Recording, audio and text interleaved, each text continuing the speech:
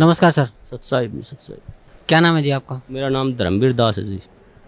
क्या काम करते हैं आप? जी मैं जेल वार्डर हूँ, जेल डिपार्टमेंट में नौकरी करता हूँ। कहाँ के रहने वाले? मेरा गांव कंडेला, जिला जींद, हरियाणा का निवासी हूँ जी मैं। संत रामपाल जी महाराज की शरण में कैसे आए?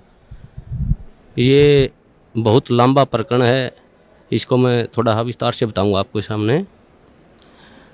मैं जिस टाइम ये करौथा कांड हुआ उस टाइम रोहतक जेल पर वार्डर के पद पर था और बहुत तरह बात सुनी एक भाई ऐसे हुआ करौथा कांड, ऐसे सुनते थे अखबारों में हर रोज़। तो बड़ा दुख हुआ ये बातें सुनकर, भाई ये संत सभी ऐसे ही करते हैं। तो फिर कुछ दिन के बाद पता चला भाई संत रामपाल जी महाराज रोहतक जेल में आएंगे। तो हमारी वहाँ पर ड्यूटी थी, हमने देखा, सोचा भाई यहीं बात करेंगे, आके पूछेंगे उनसे क्या ये वास्तविक सच्चाई है। उसके बाद मेरे कुछ दोस्त थे मेरे गांव में जिन्होंने सतगुरु रामपाल जी महाराज जी से उपदेश लिया हुआ था। तो मैंने उनके पास जाकर कहा भाई तुम्हारे गुरु जी तो ये देखो अखबारों में ऐसे आते हैं, इनके बारे में बहुत बकवास ऐसे करते हैं। वो न बोले नहीं भाई हमारे गुरु जी ऐसे नहीं करते। लेकिन मेरे विश्वास नहीं हुआ इस बात का। तो एक मेरा दोस्त जो गांव में केबल का वैसे स्कूल का प्राइवेट स्कूल है, गांव में केबल चलाता है वो, मैं उसके बाहर खड़ा होया, उससे मैंने बहुत गलत गलत बातें की उसको। अगर भाई तुम्हारे गुरु जी ऐसे करते, मैं तुम्हारे आता नहीं। उन्होंने बोला भाई एक बात बता, मेरी माँ पागल, एक्चुअल में उसकी माँ पागल थी, अपने कपड़े उतार कर फेंक देती थी। उसका पिताजी इतना शराबी था कि सारा गांव के बच्चे उसके पीछे लगे रहते थे। उन्होंने बोला भाई जब मेरे घर में मेरी माँ पागल से ठीक होगी, मेरा पिताजी शराब पीता था, आज एक नंबर का इंसान हो गया, मैं उस सुख को कैसे भूल जाऊँ, मैं कैसे ये कह दूँ भाई संत रामपाल जी महाराज मेरे गुरु जी के पास मतलब ये ज्ञान नहीं है, उनसे ये फ़ायदा नहीं होता, मैं मेरा जो फ़ायदा हुआ है उसको कैसे अनदेखा कर दूँ। इस बात का मेरा कोई असर नहीं हुआ। मैं उसको कह के, उन्होंने बोला अरे चाह तो पीता जाए, मैं बोला नहीं भाई मैं चाह नहीं पीऊँगा, मैं चला गया। तो फिर उसने मेरे पास फ़ोन कराया कि भाई हमारे गुरुजी आपके पास जेल में आ रहे हैं, आप उनको शिष्टाचार से बातें करना, आप तो कदे आप पाप के भागी हो जाओ।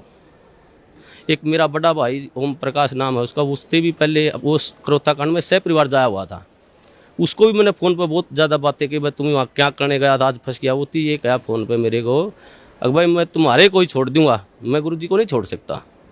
फिर भी मेरी बुद्धि ने काम नहीं करे, भाई ये भाई ये कह रहा है भाई तुम्हें ही छोड़ दूंगा, गुरुजी को नहीं छोड़ सकता। फिर भी मेरी बुद्धि ने काम नहीं कराया, मैं भाई ये तो पागल हो गए। उसके बाद फिर गुरुजी जेल में आए। जेल में आने के बाद वो दिन बहुत, मैं उस दिन को बहुत खुशकिस्मत मानता हूँ कि उस दौरान मेरी जहाँ पर गुरुजी बंद थे वहाँ पर मेरी ड्यूटी लगी हुई थी। तो गुरुजी आए, जैसे आके वहाँ बारक के अंदर लेट के शाम को, तो हमने ये सोचा भाई गुरुजी अब आए हैं, रिमांड से आए हैं, अब तो इनको आराम करते, सुबह बातें करेंगे। जब ही सुबह ड्यूटी फिर मेरे ड्यूटी वहीं लगनी थी, वहीं परमानेंट ड्यूटी होती थी एक महीने के लिए, मेरी वहीं ड्यूटी थी। उसके बाद गुरुजी यूँ से सुबह जैसे ही गुरुजी को मैंने नज़दीक ही गया, गुरुजियों ने मेरे से पूछ लिया अक भाई हवलदार कौन से गांव का है तू? माँ जी मैं कंडेला गांव का। गुरुजियों ने कहा भाई कंडेले के तो बहुत भगत हैं मेरे। माँ जी हाँ बहुत भगत हैं। हाँ गुरुजी संत रामपाल जी महाराज ने मेरे ही बड़े भाई का नाम ले दिया, एक ओम प्रकाश है भाई मेरा कंडेला का बहुत बढ़िया भगत है। देखो कितनी अखबार में कितने सुनने के कारण मैं अपने भाई को मना कर दिया कि मैं नहीं जानता। इतना बुरा प्रचार सुनने के बाद मैंने अपने भाई को भी खुद मारा, माँ जा भाई मैंने ये कह दिया जी मैं नहीं जानता उसको। गुरुजी ने कहा भाई जान या ना जान मेरा भक्त है वो। माँ जी ठीक। गुरुजी ने मेरे को बिठाया, सृष्टि रचना सुनाई। मेरे को सृष्टि रचना सुनाने के बाद गुरुजी ने कहा बेटा ये बिल्कुल सत्य है जो सृष्टि रचना मैंने तेरे को सुनाई, इसको आपने ऐसे लगेगा जैसे ये मनगढ़ंत कहानी है। तो मैंने सृष्टि रचना सुनने के बाद मेरी ड्यूटी ऑफ हो गई, मैं चला गया। उसके बाद मैं संपर्क में, जैसे ही ड्यूटी होती हमारे गुरुजी में संपर्क में चला जाता, मैं वहाँ बैरक पे चला जाता और पूछता रहता। एक दिन मैंने वैसे पूछा गुरुजी आपके जो भगत हैं ये आपको परमात्मा मानते हैं? तो बोले भाई हाँ जी परमात्मा मानते बेटा मेरे को। माँ जी नहीं मानते परमात्मा, क्योंकि मेरे अंदर तो अड़ंगा भरा हुआ था, मैं 2 कौड़ी का इंसान। तो उन्होंने बोले क्या बात है बेटा? माँ जी जब आप भगवान मान लिए तो फिर उल्टा कदम क्यों रखना? वो फिर डर क्यों रहे हैं, हम तो सामने आना चाहिए। हमारे गुरु जी ने कहा बेटा कोई बात नहीं, अब थोड़े डर रहे हैं, वो सामने भी आएंगे। तो ऐसे हर रोज़ मैं गुरुजियों से पूछता जी ये जो आप मार्ग बता रही, ये रोड़ा क्यों हुआ, क्या कारण था इसका। तो गुरुजियों ने बताया बेटा ये सत्तर प्रकाश पुस्तक पर रोड़ा था सारा, मैं प्रोजेक्टर पे दिखाता था इसको, और ये जितने भी आर्य समाजी हैं, ये आचार्य बैठे हैं, ये इसको बेच कर रोजी रोटी बना रहे हैं। इसमें वास्तविकता कुछ लिखी हुई है और हमारे समाज को बता रहे हैं कुछ अलग। तो उस बात पे ये रोड़ा था सारा। तो मैं एक इस परोपकार का ये काम कर रहा हूँ, ये भक्ति विधि सही बता रहा हूँ। मैं कहने लगा जी इस पृथ्वी पर ऐसा इंसान कोई नहीं जो परोपकार के लिए निस्वार्थ भाव से कार्य करता हो। तो गुरुजी ने कहा बेटा ये दास है। तो उस टाइम मेरे वैसे तो मन में अड़ंगा भरा था, मेरे गुरुजी ने कही, मेरे उस बात का विश्वास माँ जी मेरे ये बात जचती नहीं। तूने बोला बेटा जचो या ना जचो, मैं तेरे को जो बता रहा हूँ ये सत्य है।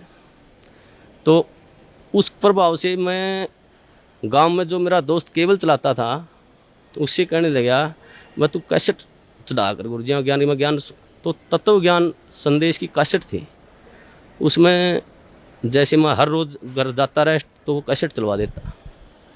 एक दिन मैं कैसेट सुन रहा था, रात के 9:30-10 बजे का टाइम था।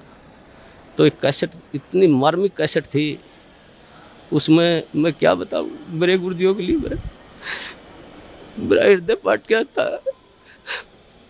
वो परमात्मा सतगुरुदेव उन्होंने कहा कि इस दास की जीभ कट जाए अगर झूठ बोलता हो तो मैं इस परोपकार समाज के लिए ज्ञान छुड़ा रहा हूँ। तो गुरुजियों ने वो ज्ञान सुना, मेरे भीतर में लगी वह बात, भाई ये संत ये कह रहे हैं कि दास की जीभ कट जाए, अब मैं कोई स्वार्थ नहीं मेरा। तो मेरे वह बात भीतर में लगी। उस दौरान फिर मैंने वो बात गुरुजियों से कही, माँ गुरुजी ऐसी ऐसी कासेट सुनी आपकी, बहुत निर्मल ज्ञान है। फिर मेरे जो भीतर अड़ंगा भरा हुआ था वो बार बार फिर वो वापिस हटा देता था उस ज्ञान को। एक दिन रात को 2 बजे मेरी ड्यूटी थी, मैं गुरुजियों के पास गया तो गुरुजियों ने फिर बिठा के मेरे को कहा बेटा ऐसी भक्ति करनी चाहिए परमात्मा की। तो गुरुजियों ने जो सुनाया सारी भक्ति बताने के बाद कहा बेटा आज तेरे कुछ समझ में बात। मेरे मुंह से ऑटोमेटिक, वैसे मैं कहना भी नहीं चाह रहा था मेरे से, यार जी आप बिल्कुल सत्य है, आपका ज्ञान बिल्कुल सत्य है, मैं ही ऐसा पापी हूँ जो मेरे अंदर नहीं समा रहा ये ज्ञान। तो हमारे गुरुजी ने कहा बेटा अब समाएगा ये ज्ञान तेरे अंदर, अब समाएगा। उस दिन से मेरे अंदर वो ज्ञान बिल्कुल भीतर समाने, जो गुरुजी कहते सारा समाने लग गया। एक दिन जैसे ही गुरुजी ऐसे घूम रहे थे, मैं भी वहाँ पर बैठा, जब लोग मैंने उपदेश नहीं दिया था, मैं वैसे ज्ञान सुनता था मैं। तो एक भक्त ने एक जैसे मुलाजिम आया, वो मेरे साथ का साथी, उसने आते ही गुरुजी से कहा, हंसते हुए कहा अगर जी आपको तो मिट्टी में मिला दिया। हमारे गुरुजी ने कहा हाँ बेटा मिट्टी में मिला दिया भाई। लेकिन ऐसा उदाहरण दिया हमारे गुरुजियों ने एकदम से सटीक, भाई जमींदार 40 किलो अन्न मिट्टी में मिलाता है, 70 मन उठा के ले जाता है वहाँ से। वैसे तो इस पृथ्वी पर संत आता वो जेड़ मारना नहीं चाहिए वैसे तो, लेकिन इस संत को, इस दास को याद करा करेंगे कि उन दुष्ट आचार्यों ने अपनी रोजी रोटी के लिए ऐसे संत को जिसकी आंखों में बिठाकर पूजा करनी चाहिए उसको जेल में डलवा दिया। ऐसा मार्ग जो पृथ्वी पर संत जनापाल जी महाराज जी चला रहे थे, उस मार्ग को लगभग 2.5 वर्ष के लिए बंद करवा दिया। ऐसा मार्ग, ये परमात्मा ऐसा गुरुजियों से वहाँ देखता, जो गुरुजियों पर आरोप लगाए गए ऐसे आरोप, इंसान पागल होकर मर जाए, ये तो समर्थ परमात्मा है। इन्होंने तो वहाँ पर इतनी भी शकीन नहीं थी इनके, हर बार ऐसा निर्मल ज्ञान, ऐसा प्यारा ज्ञान। फिर उसके बाद हम गुरुजियों से मैं कहता हूँ गुरुजी नाम उपदेश दो दास को। तो मेरे गुरुजियों ने मेरे को मना कर दिया कि बेटा अभी नहीं, आप और थोड़ा समझो ज्ञान को, और थोड़ा ज्ञान को समझो, उसके बाद लेना ज्ञान आप उपदेश। मैं घर जाता कैसेट चलवा लेता, मेरे जो दोस्त था उससे भाई कैसेट चला गुरुजियों की, वो कैसेट मैं सुनता रहता। तो जैसे मेरी भक्तमती थी, मेरी घरवाली थी, वो मैं बाहर जाता तो ऑफ कर देती चैनल को, दूसरा लगा। मैं कहता जी आप इसको बंद मत करो, ये मैं सुनता हूँ, आपने नहीं सुनना तो आप आराम से वो करो। तो मैं हर रोज़ सुनने लगा गुरुजियों का ज्ञान, तो वो मेरे भीतर समाता गया। उसके पश्चात कई बार गुरुजियों से वहाँ पर जेल के अंदर, जैसे मैं गुरुजियों से बताता, गुरुजी आपके ये सत्संग सुना मैंने, तो गुरुजी फिर दोबारा बताते मेरे को। तो ऐसे होते होते लगभग 6 महीने चले गए और 1 साल से ऊपर लगभग 1.5 साल गुजर गया। फिर मेरी ड्यूटी प्रशासन ने मेरे को क्या कराया कि ये तो संत रामपाल जी को मिलने जाता है, इसकी ड्यूटी बाहर लगा दो जेल से। मेरी ड्यूटी बाहर लगा दी गई। बाहर लगाने के बाद अंदर मेरे को जाने नहीं दें, ज्ञान और नाम उपदेश मेरे को मिला नहीं। एक दिन वैसे गुरुजी, सोमवार का दिन था, 24 अगस्त को 2 बजे गुरुजी मुलाकात पर आए हुए थे। उन्होंने आने के बाद मैं जैसे ही मौका लगा कर डोडी में चला गया और मैंने ऐसे गुरुजियों की तरफ ऐसे आदर भाव से प्रणाम किया। गुरुजी ने इशारा कर दिया मेरी तरफ, बेटा इधर आ जाए। मैं चला गया। जाते ही परमात्मा ने, सतगुरुदेव रामपाल जी महाराज ने मेरे को नाम उपदेश दिया और कहा बेटा बाहर जल और मिश्री ले लेना, भक्तों को कह देना। वो दिन है, मेरे को उस दिन से ऐसे नाम उपदेश मिला। तो हमारे नाम उपदेश लेने के पश्चात जो प्रशासन था, जेल प्रशासन, सभी मुलाजिम, सुप्रिटेंडेंट, सभी हमारे खिलाफ 2-4 और दोस्त थे मेरे साथ, कई और दोस्त थे जिन्होंने साथ में नाम लिया था। तो प्रशासन खिलाफ हो गया। उन्होंने एक दिन हमारे को बुलाया और कहा भाई आप वर्दी में लेटते हो, यहाँ उस रामपाल के चरणों में पढ़ते हो, आप यहाँ पर सारा प्रशासन ये महसूस करते हैं, बेइज्जती महसूस करते हैं। हमने कहा जी परमात्मा ही बातें हैं, हम तो कौन कहने वाले हैं। परमात्मा ने की दास है, सतगुरुदेव रामपाल जी महाराज की दास है। मैंने जेल सुप्रिटेंडेंट को कहा जी आप जिस वक्त ड्यूटी पर आते हो आप परमात्मा को मानते हो? तो वो कहने लगे जी मैं मानता हूँ। उस सुप्रिटेंडेंट को मैंने कहा कि जी आप जब घर से आ रहे हो तो रास्ता मंदिर पड़ता हो तो आप वहाँ झुको नहीं गए, उसके प्रणाम नहीं करोगे? जी बोले भाई मैं करके आऊँगा प्रणाम। तो मैंने कहा जी हमारे तो परमात्मा सतगुरु रामपाल जी महाराज है, मंदिर भी हमारे, तो ये सब कुछ है जी, हम नहीं रुक सकते जी, हम प्रणाम करेंगे ही करेंगे। आप हमारे को सस्पेंड करो, डिसमिस करो, कुछ भी करो। तो उन्होंने बोले भाई ठीक है, तुम नहीं मानते तो करते रहो। तो ऐसे ही सारा प्रशासन का ये सिस्टम चलता रहा जी। उसके पश्चात जिस टाइम ये क्रोथा कांड हुआ, उसके पश्चात जब ये क्रोथा कांड हुआ था, हमारे पास डीसी ऑफिस से और एसपी ऑफिस से 2-4 मुलाजिम आते थे जेल पर, वहाँ पर पुलिस के। तो हम उनसे पूछते थे भाई वहाँ पर क्रोथा कांड ऐसे हुआ, आप वहाँ थे, मौजूद थे वहाँ पर? वो कहते थे भाई हम वहाँ पर मौजूद थे, ये बातें सारी सच्चाई हैं। तो ऐसे वो हमारे को बता करते कि दोस्तों साथ में उठते बैठते खाते पीते थे वहाँ पर। फिर जब हमें ज्ञान हुआ, गुरुजियों ने बताया भाई ये सौदा अलग था, सत्यार प्रकाश का रोड़ा था, सच्चाई ये है। तो फिर हम उसे बहस करने लगे, भाई तुम वहाँ बताओ वहाँ पर ऐसे हुआ था और ये गुरुजी बता रहे हैं ऐसे, सच्चाई है ये। तो एक दिन मैं उनसे ऐसे बहस कर रहा था, भाई तुम झूठ बोलते हो। फिर एक मुलाजिम ने मेरे को बताया, बोला भाई ये सत्य है, हम उस टाइम झूठ बोलिया कर दे, ये सच्चाई नहीं, सच्चाई जो तू बता रहा है ये है सत्य।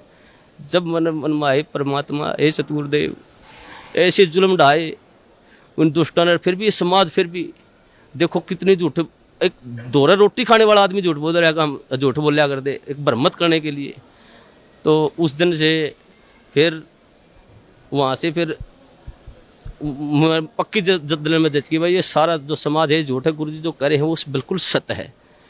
उसके पश्चात हम गुरुजियों के साथ रहते थे, जाते थे, प्रणाम करते थे। प्रशासन हमारे खिलाफ हो गया, प्रशासन ने हमारे ट्रांसफ़र करवा दिया अम्बाड़ा, भाई तुम अम्बाड़ा चले जाओ कहने लगे वो। तो उससे हमारा ट्रांसफ़र होने से पहले की बात है, जैसे हम गुरुजियों से मिलते थे, जो प्यार होता है गुरुजी हमारे को, एक जैसे मेरे नाम उपदेश ले, मेरे मन में आता था मैं गुरुजियों के पास जाता, मैंने नाम उपदेश लिया, जैसे गया मैं, मेरे मन में आई एक भाई इतना अपने कभी पिता के पाँव नहीं पकड़े, आप इसके पास पाँव कैसे पकड़ोगे? मैं जैसे ही बैरक के नज़दीक गया मैं वापस चला गया। दूसरी बार फिर मेरे मन में प्रेरणा हुई, अगर भाई संत हैं तू मानता क्यों नहीं, पाँव पकड़ ले जाके। फिर जो गेट पर गया फिर वापस चला गया। तीसरी बार फिर मेरे मन में आई, अगर भाई तू जाता ही क्यों वहाँ पर, अगर जाओ तो पाँव पकड़ ले गुरुजियों के। तो मैं जैसे ही गेट में बढ़िया, गुरुजी खड़े थे वहाँ सामने, इंतजार कर रहे थे, वो तो जाने जाने परमात्मा। उन्होंने जैसे ही मैंने गुरुजी ने चरण का हाथ लगाया, उन्होंने मेरे को छाती का लगा लिया ऐसे। वो अनुभव, जो सुख, जो गुरुजी ने कहा बेटा अब मैं तो 2 साल और जेल में रह मेरे कोई सुख नहीं। मैं आया तेरे लिए था बेटा यहाँ पर, वो दिन आज भी याद आता। उस दिन तो मेरे ज्ञान नहीं था मुझे, परमात्मा ने ऐसी दया करी मुझ नीच पर, सारे परिवार पर। मेरे को, मेरी शादी को भी कई वर्ष हो गए थे, कोई औलाद नहीं थी मेरे। तो गुरुजियों ने, मैंने प्रार्थना की गुरुजी ऐसे ऐसे हमारे संतान ने, गुरुजियों ने कहा बेटा तुम दोनों नाम ले लो जब तुम्हारे संतान होगी, और तुम्हारे भाग्य में संतान नहीं है, परमात्मा खुद अपने कोटे से संतान देंगे तेरे को। तो उस दिन फिर भगतमती, मेरी भगतमती को भी मैंने कहा भाई ये परमात्मा आए हुए हैं, पूर्ण संत हैं, ये ज्ञान सुनो आप। तो वो सीडी सुनने लगी, उनको भी ज्ञान हो गया। फिर उसके पश्चात उसने भी फिर जेल में मैंने गुरुजी से प्रार्थना करी, गुरुजी भगतमती भी नाम लेना चाहती है, बोला बेटा बाहर सीडी पे दवा देना, मेरा आदेश है। उसने भी फिर नाम उपदेश दे दिया गुरुजियों ने, गुरुजियों के आदेश से बाहर। तो 1 साल के अंदर फिर हमारे परमात्मा ने अपनी कृपा से एक संतान, एक लड़का भी दिया। उस परमात्मा के क्या सुख गुना, इतने सुख दिए हैं मेरे को, इस परमात्मा की इतनी दया है। और सबसे बड़ा काम मुझे मतलब 2 कौड़ी का इंसान हूँ, मुझे भक्ति का क्या पता है। गुरुजी ने जो प्यार होता है, जो प्यार वास्तविक प्यार गुरुजी ने दिया मेरे को, मुझे तो पता ही भी नहीं था प्यार क्या होता है। ये परमात्मा, ये जाने, ये वो परमात्मा है, ये सारी सृष्टि के पालन करता है। ये पूर्ण संत कबीर परमेश्वर हैं, ये तो एक लीला करने हैं यहाँ पर। हम 2 कौड़ी के जीवों के लिए ये भटकते रहे, एक आत्मा के लिए ये परमात्मा लाखों रुपए बाहर देते हैं। और ये समाज इसको कहते हैं ये बुरा ही कर रहा है। ये पूर्ण परमात्मा पर, जो पूर्ण परमात्मा का संत होता है वो बुराई नहीं करता किसी की। ये तो अपने बच्चों के लिए शिक्षा दे रहे समाज को, भाई तुम पहचानो ये ज्ञान ऐसा पवित्र ज्ञान है परमात्मा इस पृथ्वी पर। ये किसी संत में देख लो, किसी आधार ही नहीं ज्ञान का, और ये ऐसा ज्ञान दे रहे हैं, मोक्ष का मार्ग बता रहे हैं, ढोल पीट रहे हैं, हर इन्हीं को कहते निंदा करते हैं।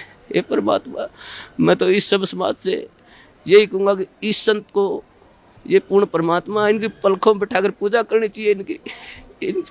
और सभी समाज से कहूँगा अपने और अपने परिवार को जितना भी जल्दी हो सके यहाँ पर सतगुरु बंदी छोड़ सतगुरु रामपाल जी महाराज की शरण में लाकर उनका कल्याण करवाए, और सभी भाइयों को बताएं बस वास्तविक ज्ञान वहाँ पर है। मैं यही कहना चाहूँगा। सत साहिब। धन्यवाद, धन्यवाद।